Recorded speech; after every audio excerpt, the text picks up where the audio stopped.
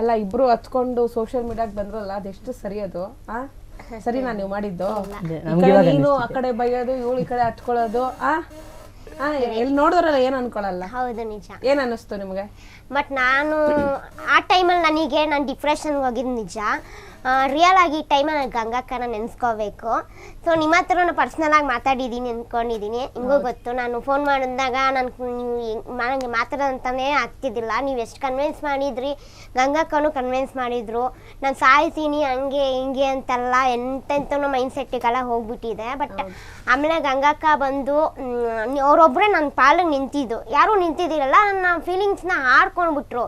ಇವಾಗ ನಾನೇನೋ ಹತ್ಬಿಟ್ಟು ಹಾಕ್ತೀನಿ ಅಂದರೆ ಅದಕ್ಕೆ ಸ್ಪಂದಿಸೋರು ಇರಬೇಕು. ಅದು ಬಿಟ್ಟು ಅವ್ರು ಆಡ್ಕೊಂಡು ಹೋಗೋದೆ. ಇವಾಗ ನನ್ನ ಫೀಲಿಂಗ್ಸ್ ಏನೇ ಹೇಳಿದ್ರು ಫುಲ್ ಶಿಟ್ ಥರ ತಗೊತಾರೆ.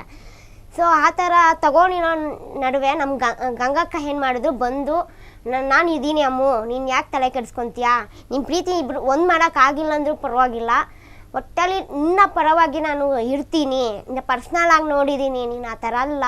ಇವಾಗ ನೀನು ಫಿಸಿಕಲ್ ಹ್ಯಾಂಡಿಕ್ಯಾಪು ಇರ್ಬೋದು, ಆದರೆ ನಿನ್ನೂ ಒಳಗಡೆ ಪ್ರೀತಿ ನೀನು ಎಷ್ಟು ಓಡಿಸ್ತಿದ್ದೆ, ಪರ್ಸ್ನಲ್ ಆಗಿ ನೋಡಿದ್ದೀನಿ ಅಂತ ಹೇಳಿ ಅವರು ನನ್ನ ಪರವಾಗಿ ಅವ್ರು ನಿಂತಿದ್ರು.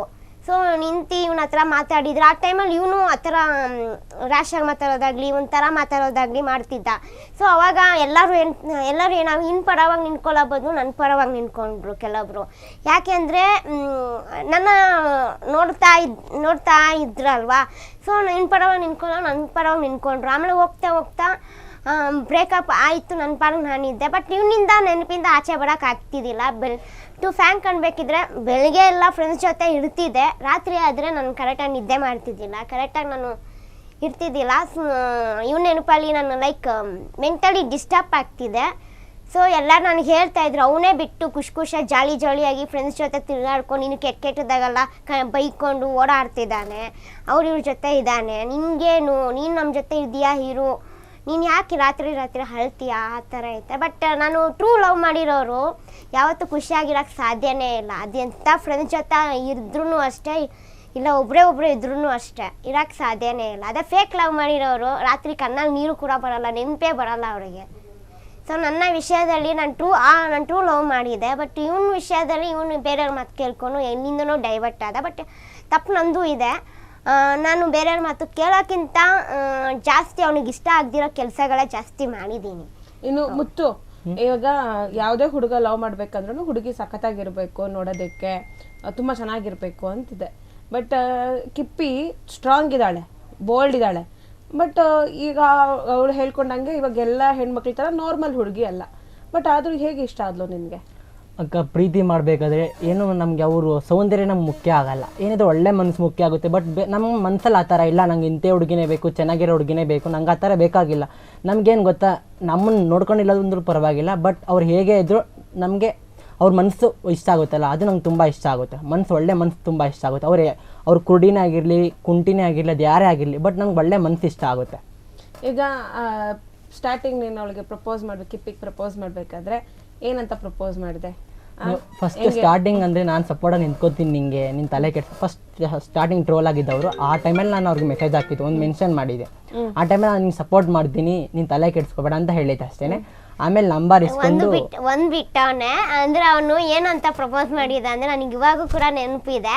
ಅವ್ನು ಹೇಳಿರೋದೇನು ಅಂದ್ರೆ ನನ್ನ ತಂದೆ ಇಲ್ಲ ಅಂತ ಒಂದು ವಿಡಿಯೋ ಮಾಡಿ ಹಾಕಿದ್ದೆ. ಅವಾಗ ಮೆನ್ಷನ್ ಕೊಟ್ಟಿದ್ದೆ. ಅದಕ್ಕಿಂತ ಮುಂಚೆ ನನಗೆ ಮೆಸೇಜು ಹಾಕಿದ್ದೆ, ಬಟ್ ನಾನು ನೋಡಿದ್ದಿಲ್ಲ. ಮೆನ್ಷನ್ ಕೊಟ್ಟಿದ್ದಾಗ ಬ್ಯಾಕ್ ನಾನು ಮೆನ್ಷನ್ ಕೊಟ್ಟೆ. ಆಮೇಲೆ ಅವ್ನ ಮೆಸೇಜಿಗೆಲ್ಲ ರಿಪ್ಲೈ ಕೊಟ್ಟೆ. ಅವ್ನು ಒಂದ್ಸತಿ ನಂಬರ್ ಇಸ್ಕೊಂಡಿದ್ದ. ನಾನು ಆ ನಂಬರ್ನ ತಗೊಂಡು ಫೋನ್ ಕೂಡ ಮಾಡಿದ್ದೆ. ಸೊ ಫೋನ್ ಮಾಡಿದಾಗ ಅವನು ಸ್ವಲ್ಪ ದಿವಸ ಆಮೇಲೆ ಹಂಗೆ ಹಾಯ್ ಬಾಯ್ ಥರ ಮಾತಾಡ್ತಿದ್ರಿ. ಆಮೇಲೆ ಫೋನ್ ಮಾಡಿದಾಗ ಒಂದು ಮಾತು ಹೇಳ್ದ, ನಿನಗೆ ಅಪ್ಪ ಇಲ್ಲ ಅಂದರೆ ಏನು, ಅಪ್ಪನ ಥರ ಪ್ರೀತಿ ಕೊಡ್ತೀನೋ ಇಲ್ವೋ, ಆದರೆ ನಾನು ಆ ಪ್ರೀತಿನ ತುಂಬ್ಸಕ್ಕೆ ಟ್ರೈ ಮಾಡ್ತೀನಿ, ಮತ್ತು ನಿನ್ನ ಲೈಫ್ ಹಾಳು ಮಾಡಿದ್ರೂ ಪರವಾಗಿಲ್ಲ, ನಾನು ನಿನ್ನ ಲೈಫ್ ಹಾಳು ಮಾಡಲ್ಲ ಅಂತ ಒಂದು ಮಾತು ಹೇಳಿದ್ದ. ಲಾಸ್ಟ್ ಇಯರು ಇಂಟರ್ವ್ಯೂಲ್ಲಿ ನಾನು ಅದೇ ಹೇಳಿದೆ, ಇವಾಗೂ ಅದೇ ಹೇಳ್ತಾ ಇದ್ದೀನಿ. ಆ ಮಾತನ್ನ ನನಗೆ ಹೇಳಿದ್ದಕ್ಕೆ ನನಗೆಲ್ಲೋ ಆ ಟೈಮ್ ನನಗೆ ಯಾವ ಫ್ರೆಂಡ್ಸ್ ಇದ್ದಿಲ್ಲ ಅಕ್ಕ. ಫ್ಯಾಂಕ್ ಅನ್ಬೇಕಿದೆ ಎಲ್ಲ ನಾನು ಟ್ರೋಲ್ ಆದೆ ಅಂತಲೇ ನನ್ನ ಎಲ್ಲ ನೆಗ್ಲೆಕ್ಟ್ ಮಾಡೋಕ್ಕೆ ಸ್ಟಾರ್ಟ್ ಮಾಡಿದ್ರು. ಇವ್ರ ಜೊತೆ ಇದ್ದರೆ ನಾವೆಲ್ಲೋ ಟ್ರೋಲ್ ಆಗ್ಬಿಡ್ತೀವಿ, ಇವಳು ಹಿಂಗೆ ಹಾಗೆ ಅಂತ ಹೇಳೋದು ಸ್ಟಾರ್ಟ್ ಮಾಡಿದ್ರು. ನಾನು ಒಂಟಿಯಾಗೆ ಜೀವನ ಮಾಡ್ತಿದ್ದೆ, ಒಂಟಿಯಾಗೇ ಇರ್ತಿದ್ದೆ. ಆ ಟೈಮಲ್ಲಿ ಇವ್ನು ಬಂದು ಮಾತು ಆ ಥರ ಕೇಳಿಸಿದಾಗ ಎಲ್ಲೋ ನನಗೆ ಇವನಿಂದ ಲೈಫ್ ಸಿಗ್ಬೋದು, ಇನ್ನೆಲ್ಲೋ ನಾನು ಚೆನ್ನಾಗಿ ನೋಡ್ಕೊತಾನೆ, ಚಿಕ್ಕ ವಯಸ್ಸಲ್ಲಿ ಅಷ್ಟೆಲ್ಲ ನೊಂದಿದ್ದೀನಿ, ಫ್ಯಾಮಿಲಿಲೂ ಅಷ್ಟೆಲ್ಲ ನಾನು ನೋವು ತಿಂತಾ ಇರ್ತೀನಿ ದಿನ. ಅಟ್ಲೀಸ್ಟ್ ಇವ್ನು ನನ್ನ ಕಣ್ಣೀರು ಹಾಕ್ಸಿದೆ, ನನ್ನ ಇವನಿಂದಾದರೂ ನಾನು ನೆಮ್ಮದಿಯಾಗಿರ್ಬೋದು ಅಂತ ಒಂದು ಮೈಂಡ್ ಸೆಟ್ಟಲ್ಲಿ ಆ ಟೈಮಲ್ಲಿ ನನಗೆ ಅನಿಸಿದ್ನ ಒಪ್ಕೊಂಡ್ಬಿಟ್ಟೆ. ನಾನು ಹಿಂದೆ ಯೋಚನೆ ಮಾಡಿ ಅವ್ನ ಬ್ಯಾಕ್ಗ್ರೌಂಡ್ ಆಗಲಿ, ಅವ್ನ ಆಸ್ತಿ ಇದೆಯಾ, ಅವನ ಹತ್ರ ದುಡ್ಡು ಇದೆಯಾ, ಕೆಲಸ ಇದೆಯಾ, ಮತ್ತೊಂದೇನೂ ನೋಡಿಲ್ಲ. ಅವ್ನು ಹೇಳಿದ್ದಕ್ಕೆಲ್ಲ ಹ್ಞೂ ಅಂತ ಹೇಳಿದೆ. ನಾನು ಅಕ್ಸೆಪ್ಟ್ ಮಾಡಿಬಿಟ್ಟೆ ಆಗಲೇ ನನಗೆ. ಏನಕ್ಕಂದರೆ ಅವನು ಆ ಟೈಮಲ್ಲಿ ನನಗೆ ಯಾರೂ ಇಲ್ದಿರೋ ಟೈಮಲ್ಲಿ ಇವ್ನು ಬಂದಲ್ಲ, ಸೊ ನನಗೆ ಇವ್ನು ನೋಡ್ಕೊತಾನೆ, ಏನೋ ಒಂದು ಆ ಥರ ಒಂದು ನಂಬಿಕೆಯಿಂದ ಅಕ್ಸೆಪ್ಟ್ ಮಾಡಿದೆ. ಸೊ ಅಷ್ಟೇ, ಅದು ಒಂದು ಮಾತನ್ನ ಅವನು ಮರ್ತು ಬಿಟ್ಟಿದ್ದಾನೆ ಇವಾಗ ಆ ಥರ. ಎಸ್, ಹೇಗೆ ನೋಡ್ಕೋತೀಯ ಕೆಪಿನ ನೆಕ್ಸ್ಟ್ ಫ್ಯೂಚರ್ನಲ್ಲಿ? ತುಂಬಾ ಚೆನ್ನಾಗಿ ನೋಡ್ಕೋತೀನಿ. ಕೆಲ್ಸಕ್ಕಂತೂ ಕಳ್ಸಲ್ಲ, ಅವ್ರು ಕೆಲಸ ಮಾಡಲ್ಲ ಅಂತನೂ ಗೊತ್ತು. ಮನೇಲಿ ನಾನೇ ಕೆಲಸ ಮಾಡ್ಕೋತೀನಿ, ಏನ್ ಆಗಿಲ್ಲ ಅಂದ್ರು ನೀನೇ ಕೆಲಸ ಮಾಡ್ಕೋತೀಯ? ಮನೆ ಕೆಲಸ ನೀನೇ ಮಾಡ್ತೀಯ ಮುತ್ತು? ಮನೆ ಕೆಲಸ ನಂಗೆ ಬರಲ್ಲ ಇವಾಗ. ಅಡುಗೆ ಮಾಡಕ್ ಬರಲ್ಲ ಅನ್ಸುತ್ತೆ. ಇವಾಗ ನಂಗೆ ಬರಲ್ಲ, ಕಲ್ತ್ಕೊಂಡಾದ್ರೂ ಮಾಡ್ತೀನಿ. ಕಲ್ತ್ಕೊಂಡಾದ್ರೂ ಮಾಡ್ತೀಯಾ? ಒಬ್ರ ಹತ್ರ ಹೇಳಿಸ್ಕೊಂಡಾದ್ರೂ ಮಾಡ್ತೀನಿ. ಒಬ್ಬರ ಹತ್ರ ಇರೋ. ಈಗ ಏನ್ ವರ್ಕ್ ಮಾಡ್ತಿದ್ಯಾ? ನಾನು ಇವಾಗ ಕಾಂಟ್ರಾಕ್ಟರ್.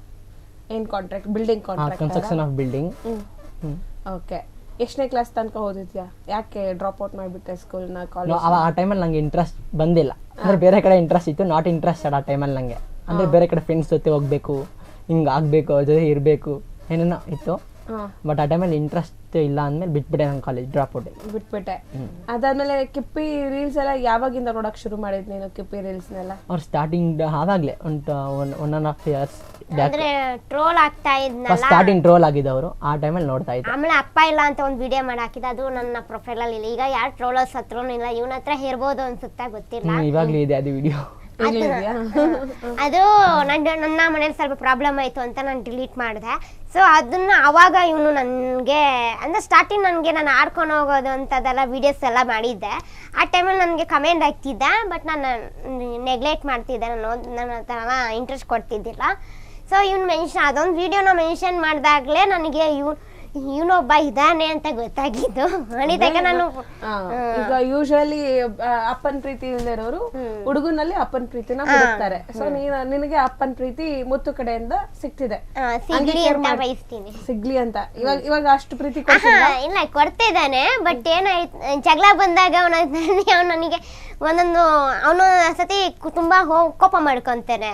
ಸೊ ಅವ್ನು ಆಕ್ಚುಲಿ ನಾನು ಹೇಳ್ಬೇಕಿದ್ರೆ ರಿಯಲ್ ಆಗಿ ಹೇಳ್ತಾ ಇದ್ದೀನಿ, ಸುಮ್ಮನೆ ವಿಡಿಯೋಗೋಸ್ಕರ ಸಮಥಿಂಗ್ ನಾನು ಹೇಳ್ತಾ ಇಲ್ಲ.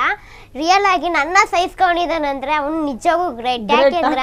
ಯಾಕೆಂದ್ರೆ ನನ್ನ ಕೋಪ ಹಂಗಿದೆ. ನನ್ನ ಕೋಪ ಮತ್ತೆ ನಾನು ಒಂದೊಂದ್ಸತಿ ತುಂಬಾ ರಿಯಾಕ್ಟ್ ಆಗ್ತೀನಿ, ರೋಡಲ್ಲೆಲ್ಲ ರಿಯಾಕ್ಟ್ ಆಗದಿರೋದು ಉಂಟು, ಅವನಿಗೆ ಬಾಯಿ ಬಂದಂಗೆ ಬೈದಿದ್ದು ಉಂಟು.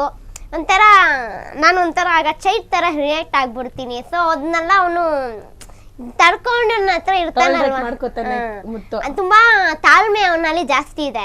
ಕೋಪನೂ ಇದೆ, ಬಟ್ ಕೋಪ ನಾನು ತೋರ್ಸ್ಕೊಳಲ್ಲ, ಯಾಕೆಂದ್ರೆ ತಾಳ್ಮೆ ಇದೆ. ಗೊತ್ತು ಅವನಿಗೆ ನಾನೇನಾದ್ರೂ ನಾನು ಕೋಪ ತೋರಿಸಿದ್ರೆ ಇವ್ನು ಇನ್ನೂ ರಿಯಾಕ್ಟ್ ಹಾಕೊಂಡು ಇನ್ನೇನಾದ್ರೂ ಮಾಡ್ಕೊಂಡ್ಬಿಡ್ತಾಳೆ, ಇಲ್ಲ ಆ ಥರ ಎಲ್ಲ ಅವನಿಗೆ ಮೈಂಡ್ ಸೆಟ್ ಇರುತ್ತೆ. ಸೊ ಹಂಗಾಗಿ ಅವನು ತುಂಬಾ ತಾಳ್ಮೆ ಇರ್ತಾನೆ, ಎಲ್ಲಾದ್ರೂ ತಾಳ್ಮೆ ತಗೊಂತಾನೆ. ಬಟ್ ನಾನು ಆ ತಾಳ್ಮೆನ ಬ್ರೇಕ್ ಮಾಡಕ್ಕೆ ಜಾಸ್ತಿ ಹೋಗ್ತೀನಿ ಅವನಿಗೆ. ಅಂದ್ರೆ ಅವ್ನು ನನಗೆ ಇಷ್ಟ ಆಗ್ದಿರೋ ಕೆಲಸ ಅವ್ನು ತುಂಬಾ ಮಾಡ್ತಾನೆ. ನಾನು ಅವನ ಹತ್ರ ಏನೋ ದುಡ್ಡು ಕಾಸು ಏನೂ ಬಯಸಲ್ಲ, ಆಸ್ತಿನೂ ಬಯಸಲ್ಲ. ನಾನು ಒಂದೇ ಪ್ರೀತಿ ಮಾತ್ರ, ಪ್ರೀತಿ ಟೈಮ್ ಅಷ್ಟೇ. ಕ್ಷಣ ಕ್ಷಣದ ಸುದ್ದಿಗಳಿಗಾಗಿ ಫ್ರೀಡಂ ಟಿವಿ ಸಬ್ಸ್ಕ್ರೈಬ್ ಮಾಡಿ, ಲೈಕ್ ಮಾಡಿ ಹಾಗೂ ಫಾಲೋ ಮಾಡಿ. ಹೊಸ ಸುದ್ದಿಗಳ ನೋಟಿಫಿಕೇಶನ್ಗಾಗಿ ಬೆಲ್ ಐಕಾನ್ ಮೇಲೆ ಕ್ಲಿಕ್ ಮಾಡಿ.